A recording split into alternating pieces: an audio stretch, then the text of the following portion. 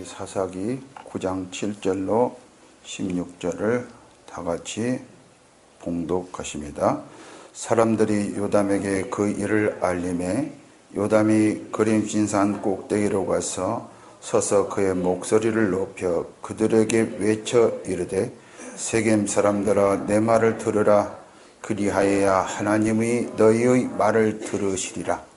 하루는 나무들이 나가서 기름을 부어 자신들 위에 왕으로 삼으려 하여 감람나무에게 이르되 너는 우리 위에 왕이 되라 하매 감람나무가 그들에게 이르되 내게 있는 나의 기름은 하나님과 사람을 영화롭게 하나니 내가 어찌 그것을 버리고 가서 나무들 위에 우쭐대리오 한지라.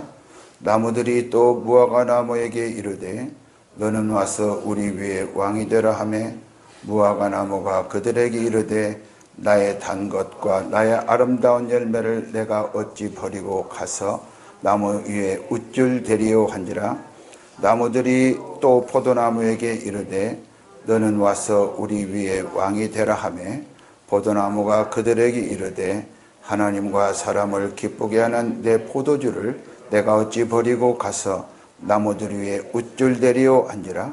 이에 모든 나무가 가시나무에게 이르되 너는 와서 우리 위에 왕이 되라 하매 가시나무가 나무들에게 이르되 만일 너희가 참으로 내게 기름을 부어 너희 위에 왕으로 삼겠거든 와서 내 그늘에 피하라. 그리하지 아니하면 불이 가시나무에서 나와서 레바논의 백향목을 사를 것이니라 하였느니라. 이제 너희가 아비멜렉을 세워 왕으로 삼았으니 너희가 행한 것이 과연 진실하고 의로우냐? 이것이 여룻바알과 그의 집을 선대함이냐? 이것이 그의 손이 행한 대로 그에게 보답함이냐? 아멘. 방금 봉독하신 사사기 9장 7절로 16절을 통해서 너희가 행한 것이 과연 진실하고 의로우냐? 이런 제목으로 은혜를 나누도록 하겠습니다. 이 사사기 9장은 기드온이 죽은 후에 백성들이 어떻게 타락했고 그 결과가 어떻게 되었는가에 대한 내용입니다. 다른 사사 때와 마찬가지로 이 백성들은 기드온이 죽자 돌아서서 바알들을 따라가 음행하였고 또 바알 블릿을 자기들의 신으로 삼았다고 8장 33절에는 그렇게 기록하고 있습니다. 또 34절을 보면 8장 34절을 보면 주위의 모든 원수들의 손에서 자기들을 건져내신 여호와 자기들의 하나님을 기억하지 아니하였다고 설명하고 있습니다. 이것은 뭐냐 하면 하나님의 언약을 버리고 바알과 언약을 맺었다는 거예요. 여룻바알은 기드온의 다른 이름인데 기드온이 죽자 이 백성들은 우상을 바알을 받아들였단 말이에요. 이게 바로 저와 여러분들의 모습입니다. 은혜를 공급했음에도 불구하고 기드온이 죽자 그들은 오히려 바알을 섬기고 하나님을 잊어버렸어요. 그러니까 자연스럽게 은혜를 베푼 기드온 집은 생각지도 못하겠죠. 여러분, 누가 하나님의 은혜를 공급하는가? 아니면 누가 이 세상 것을 나에게 주어서 세상을 보게 하고 세상 것을 생각하게 해서 나를 멸망에 빠뜨리는가? 잘 구별하는 여러분 되시기를 바랍니다. 기드온은 자식이 70명이었어요. 그런데 그의 첩이 아들을 낳았는데 그게 바로 오늘 나오는 아비멜렉이에요. 이 아비멜렉이 기드온이 죽은 후에 외가가 세겜에 있었어요. 세겜에 가서 혈육적인 감정을 부추겨요.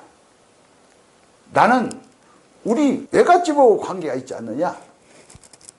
혈육 감정을 부추겨서 왕이 되었는데 9장의 핵심을 딱 보면 왕이라는 말이 많이 나와요.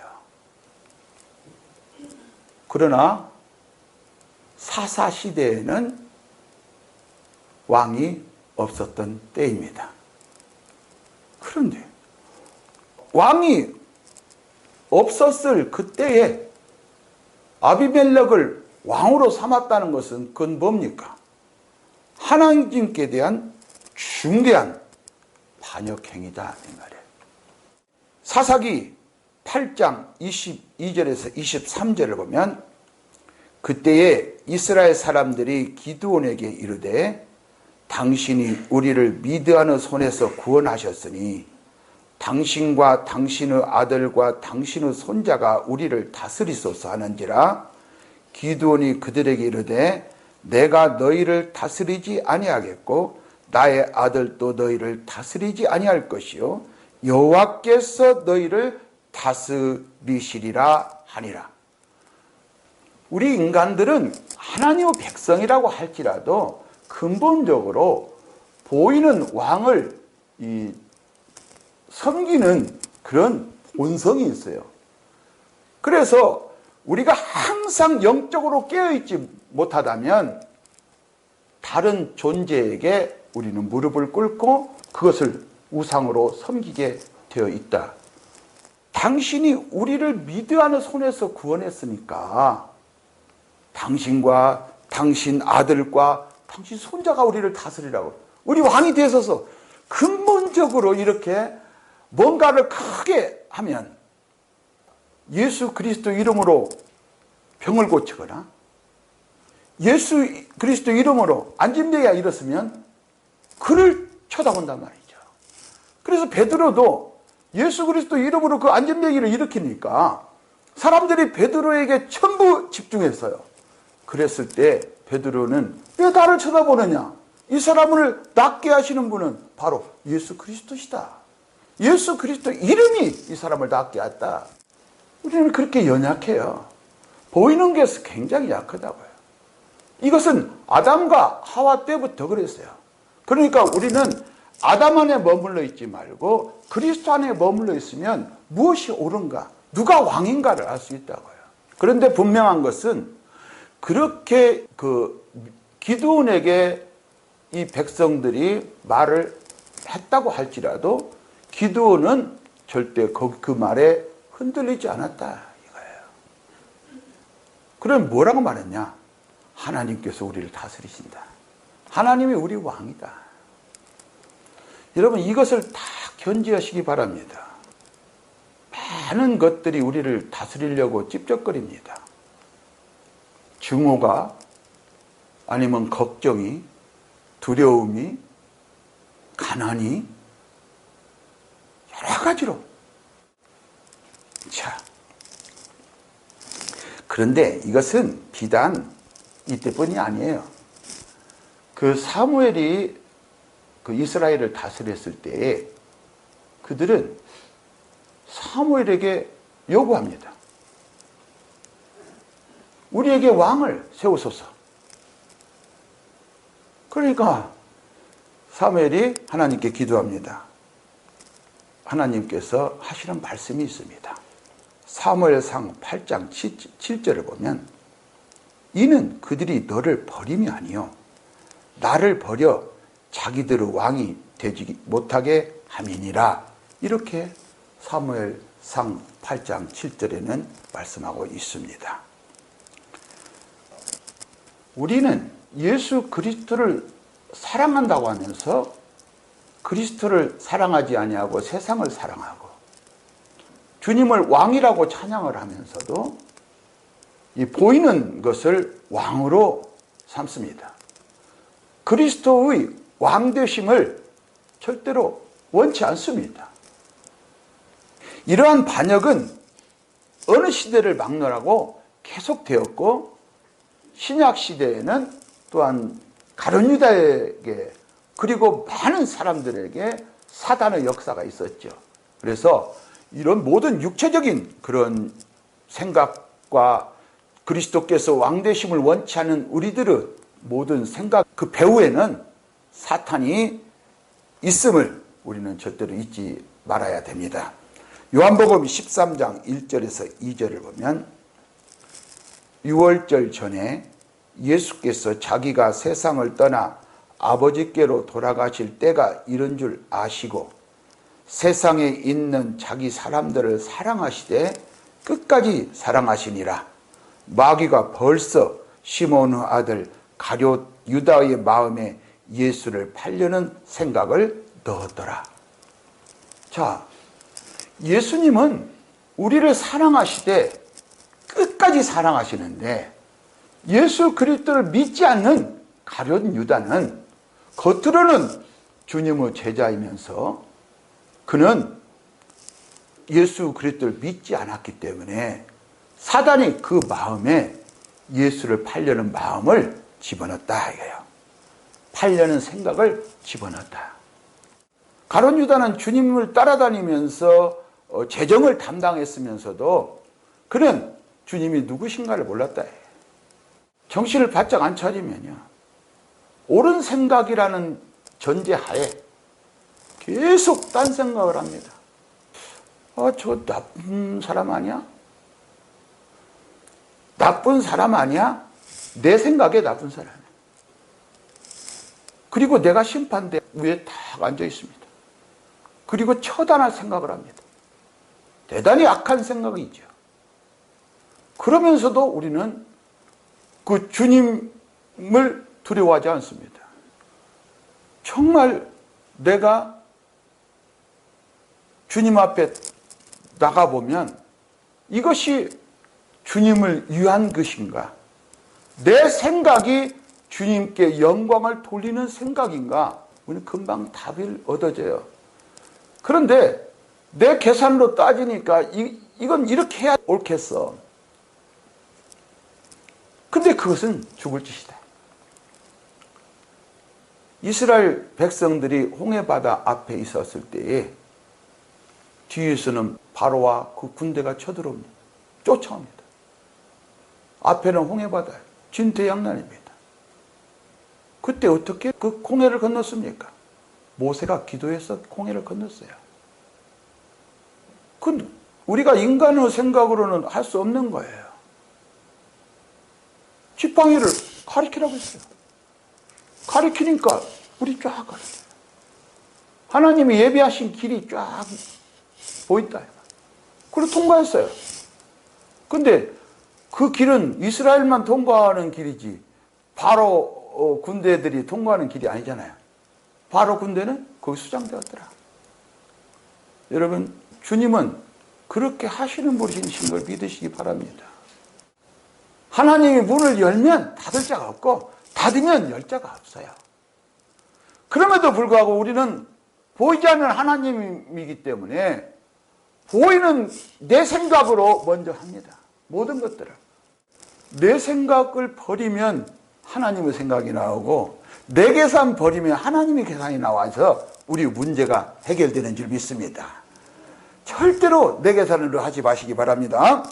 자, 오늘 이 사탄의 종인 아비멜렉은요, 5절을 보면 여룹바알의 아들 곧 자기 형제 70명을 한 바위 위에서 죽였다고 했어요. 이것은 사탄의 역사죠. 자기가 살려고, 자기가 왕 되려고 이렇게 싹 죽여버렸나. 나 하나 인간적인 생각으로 내가 내 자신의 말을 듣고 내 행동을 하면 내 가족들은 다 죽인다는 사실이에요. 조심하세요. 내 생각 따라서 하면 안 된다. 내가 하나님 말씀에 순종하면 내 가족들은 다 살린다는 거예요. 정말 무서운 말이에요, 사실은. 자기 형제 70명을 지가 왕 되려고. 그런데 이게 자기 형제 70명은 누구 아들입니까? 여룹바알, 기드온의 아들이에요. 죽인다고 해서 죽습니까? 안 죽어요. 그러나 그 형제들을 죽인 아비멜렉은 반드시 진멸하고 만다 이 말이에요. 이것이 오늘 하나님 말씀이에요.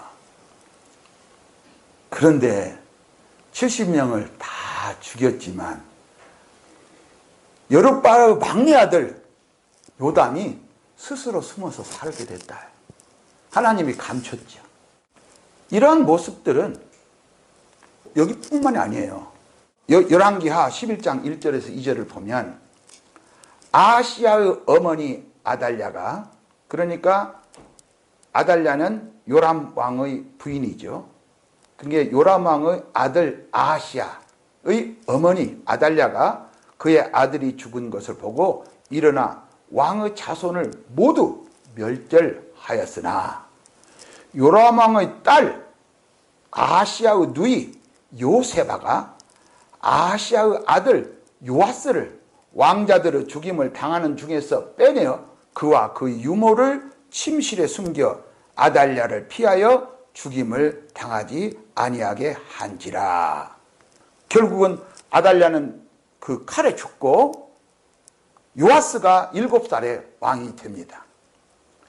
이와 마찬가지로 아무리 사람들이 세상이 우리를 진멸하려 든다고 할지라도 하나님은 그 중에서도 꼭 우리를 살리십니다.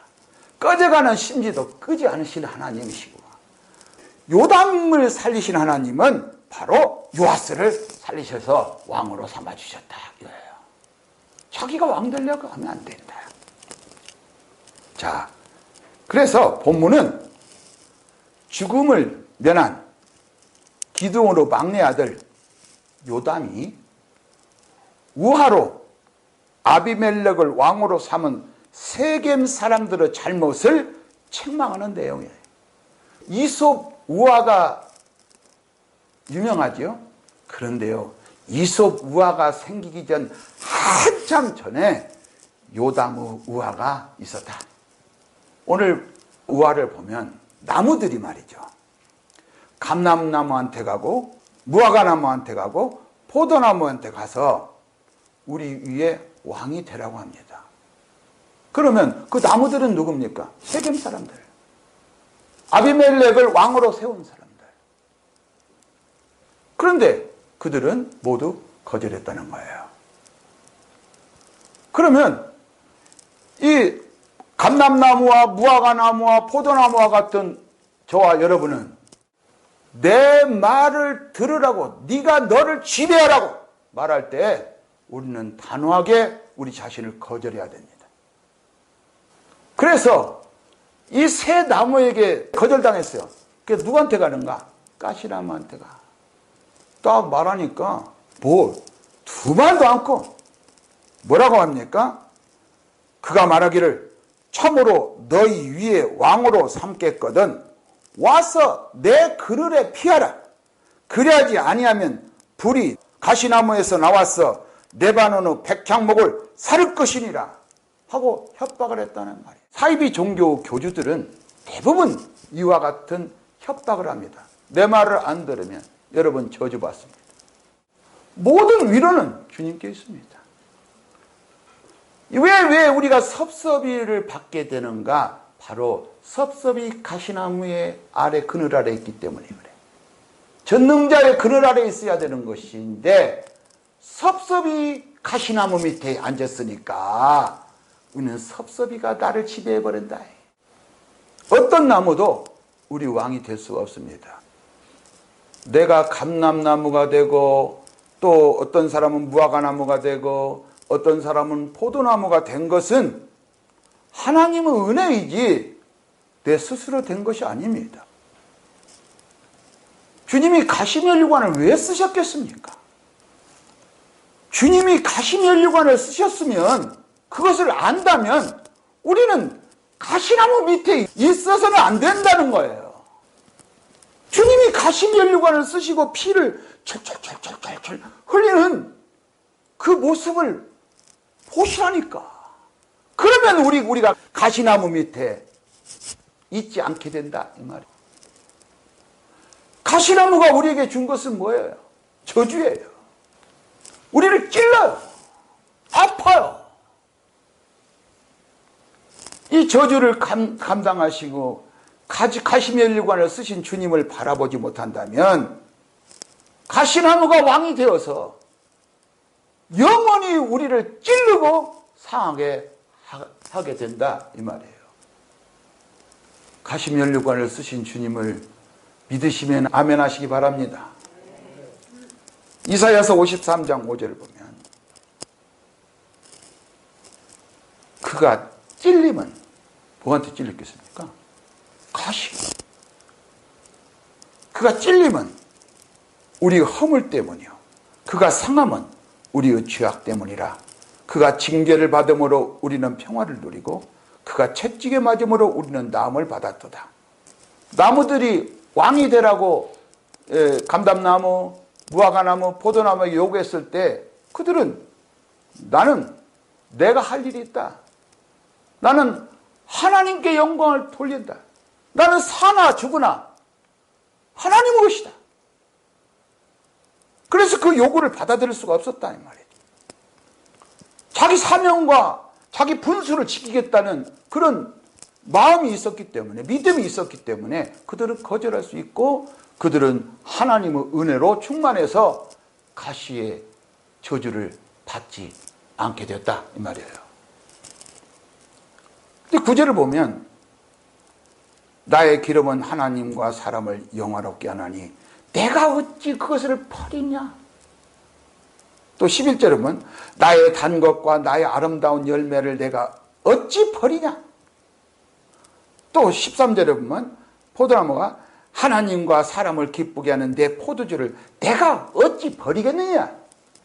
이렇게 어찌 버리냐, 어찌 버리냐. 자기가 어떠한 존재인가를 안다. 기름은 성령을 의미하는 것이고, 또 열매는 뭡니까? 성령의 열매.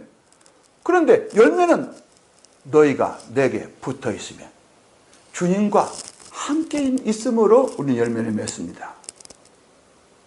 주님을 떠나면 열매를 맺지 못하고 죽어요. 불에 태워진단 말이에요. 또 그리고 사람을 기쁘게 하는 내 포도주.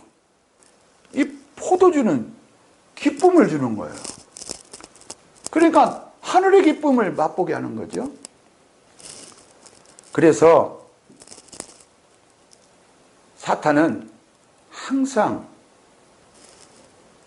택한 백성들을 어떻게 하면 넘어뜨릴까 유혹을 합니다. 그런데 안 믿는 사람은 유혹을 필요가 없죠. 왜냐? 그들은 스스로 잘 따라하니까. 그들은 스스로가 가시나무를 왕으로 삼고 있으니까. 우리의 매혹적인 제안이 들어올 때마다 우리 자신이 저는 주님의 것입니다 라고 고백해야 됩니다. 주님을 믿는 우리에게는 사망과 저주와 실망과 낙심을 낳지 말아야 됩니다. 야고보서 1장 14절에서 15절 보면 오직 각 사람이 시험을 받는 것은 자기 욕심에 끌려 미혹됨이니 욕심이 잉태한 즉 아기를 뱉다 이 말이에요. 그 아기가 뭐예요? 죄를 낳고, 죄가 장성한 즉 사망을 낳아. 그러나 우리는 무엇을 낳습니까? 우리 안에 생명이신 그리스도가 계시니까 성령께서는 우리로 하여금 예수 그리스도를 낳게 하십니다. 마리아가 누구 낳습니까? 예수 그리스도를 낳았어요. 그러므로 우리는 생명을 산출해야지. 열매는 결국은 생명이지 않습니까? 근데 사망을 낳으면 안 되죠. 우리에게서 난 것은 생명입니다. 그래서 알고 죽겠네, 그 말도 함부로 하지 마시기 바랍니다. 내 속에 무엇이 있다? 생명이 있는데 알고 죽겠네 하면 내 속에 사망이 있다. 그러면 가시나무가 왕인 거야. 자, 하나님을 왕으로 섬기는 백성들은 미혹의 시험, 미혹에 빠진다는 건 뭡니까? 낚시를 던졌는데 물고기가 이 낚시에 걸린 모습이에요. 여러분, 이 사탄이 던진 낚싯줄에, 가시나무가 던진 낚싯줄에 우리는 얽히시지 마시기 바랍니다. 우리는 하나님께로부터 거듭난 자이기 때문에 그렇습니다. 우리에게서 나는 것은 가시가 아니라 이제 기름과 열매와 기쁨이 나타나야 됩니다. 그래서 그 나무들은 이럽니다. 가서 나무들 위에 어떻게 우리가 우쭐 되겠느냐. 우쭐. 왕이 된다는 것은 우쭐되는 거 아닙니까? 사탄의 본성은 뭡니까? 하나님도 아니면서 하나님의 자리에 앉으려고 하는 거예요. 아담은 바로 하나님과 같이 되려고 하는 사탄의 본성이 있었다. 그러면 아담 안에서 모든 우리 인간들은 다 사탄의 본성이 있었다. 그런데 여기서 누가 빠져나오겠는가? 주님께서 십자가에 못 박히심으로. 그 주님을 믿음으로 우리가 그리스도 안으로 옮겨졌다. 여러분, 우리 신분이 이래요. 이렇게 좋아요. 오늘 죽을지 내일 죽을지 모르는데 정말 내가 하나님께 무슨 일을 했을까? 우리가 과연 주님을 제대로 전도를 했는가? 한번 생각해보고 매일매일의 삶이 어떤 삶인가를 한번 생각해보면 우리는 답이 나와요. 이것은 어떤 경우라도 반역자가 될 수 없다는 거예요. 내가 어떻게 우쭐대겠느냐? 나는 교만하게 될 수 없다. 하나님을 따라서 나는 살 수가 없다. 성령을 나는 거역할 수가 없다. 이런 말이에요. 우리가 많은 부를 축적하면서도 영원히 가난하게 된다면 이것은 축복이 아니라 저주입니다. 하나님께서 심으신 우리들은 왕이 딱 한 분인데 그분이 누구십니까? 바로 예수 그리스도십니다. 어리석은 나무들은 우리와 달라요. 주님의 통치를 벗어나고 싶어 해요. 그럼 어디로 갑니까? 가시나무 통치를 받게 된다. 가시나무 그늘 아래로 들어가요. 이것은 결국은 육체의 욕심에 미혹되는 것이죠. 그래서 거기에 끌려 들어가 버려요.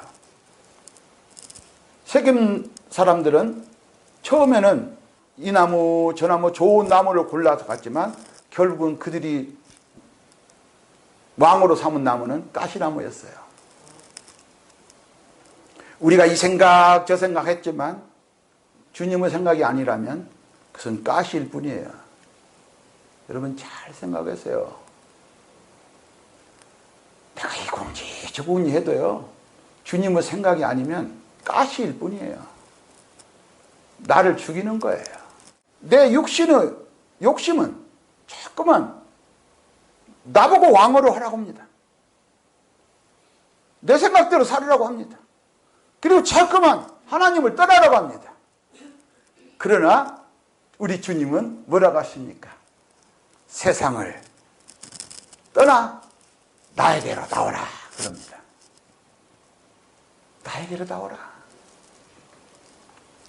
자, 오늘 감람나무가 기름을 버릴 수 없다고 하고 무화과나무는 열매를 버릴 수 없다고 이렇게 말하죠.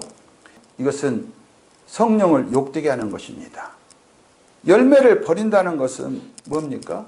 주님을 떠나는 것이에요. 우리는 주님을 떠날 수 없다고 말해야 됩니다.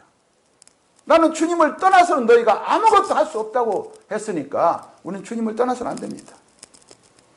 포도주를 버린다는 것은 하늘의 기쁨을